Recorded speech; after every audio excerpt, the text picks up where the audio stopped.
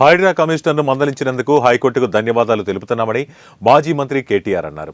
కూల్చివేతలపై చట్టపరంగా పోవాలి తప్ప ఇష్టానుసారంగా వ్యవహరిస్తే స్టే ఇవ్వాల్సి వస్తుందని హైకోర్టు తెలిపింది.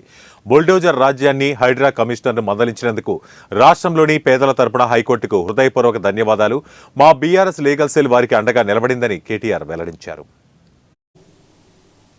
50 కోట్లకు పీసీసీ ప్రెసిడెంట్ అమ్ముకోవడం, 500 కోట్లకు ముఖ్యమంత్రి పదవి అమ్ముకోవడం, మంత్రులు ఒక్కొక్కరు పంచుకోవడం, పర్సెంటేజీలు పంచుకొని ఒకరినొకరు కాపాడుకునే ప్రయత్నం చేయడం, మీ కాంగ్రెస్ లాగా దిక్కుమాలిన అలవాట్లు ప్రజలకు ఉండవు, తెలంగాణ బిడ్డలకు అసలు ఉండవు.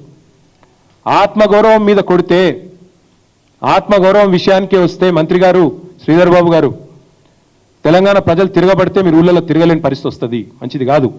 మీరంటే కొంత గౌరవం ఉంది, చదువుకున్న వాళ్ళు కొంత సంస్కారవంతంగా మాట్లాడతారనే గౌరవం ఉండేది, కానీ మీ మాటల వల్ల పోతా ఉంది.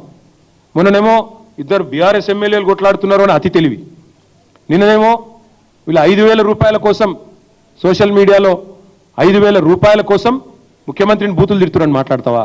నువ్వు పోయి వాళ్ళ ఇంటి మీద పడి ఇల్లు కొడతా అంటే వాళ్ళు అవో దేవుడు వచ్చిండని ముక్తారా? నీకేమంటారు? మరి ఏడుపులు తక్కువనే ఆడ, ఒక్కొక్కరు బీపీలు పెరిగి షుగర్లు పెరిగి ఈఎంఐలు ఎట్లా కట్టాలి, మా పరిస్థితి ఏంది, కష్టపడి కట్టుకున్న ఇల్లు గులగొడుతున్నారని చెప్పి ఆరోగ్యాలు దెబ్బతింటుంటే, ప్రెగ్నెంట్ మహిళలు ఏడుస్తుంటే, చిన్న పిల్లలు గూడు చెదిరి ఏడుస్తుంటే అనడానికి మనసు ఎట్లా ఒప్పిందని నీకు నాకు అర్థం కాదు.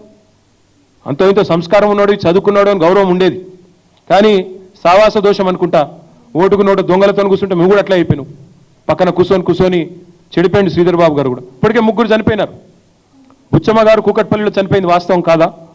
మా నాయకులు హరీష్ రావు గారు, సబితక్క, తలసాని గారు గాంధీ హాస్పిటల్కి పోతే అడ్డుకున్నది వాస్తవం కాదా? కృష్ణారావు గారు మా కూకట్పల్లి ఎమ్మెల్యే. ఈ చిన్నపిల్లల ఆవేదన రోజు కనబడతలేదా నీకు? హైకోర్టుకు అర్థమైంది కానీ నీకు అర్థమవుతలేదా?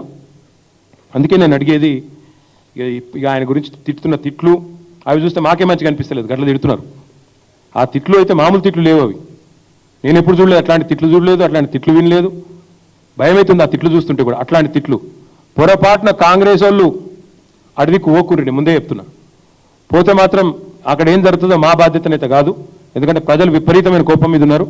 మీరు పొరపాటున కూడా అడివికి ఓకుండ్రి, పోతే మాత్రం ఏం జరిగినా మా బాధ్యత అయితే కాదు. కానీ ఒకటి మాత్రం పక్కా, ఇవాళ వేలాది మంది కుటుంబాలను రోడ్డు మీద పాడేసి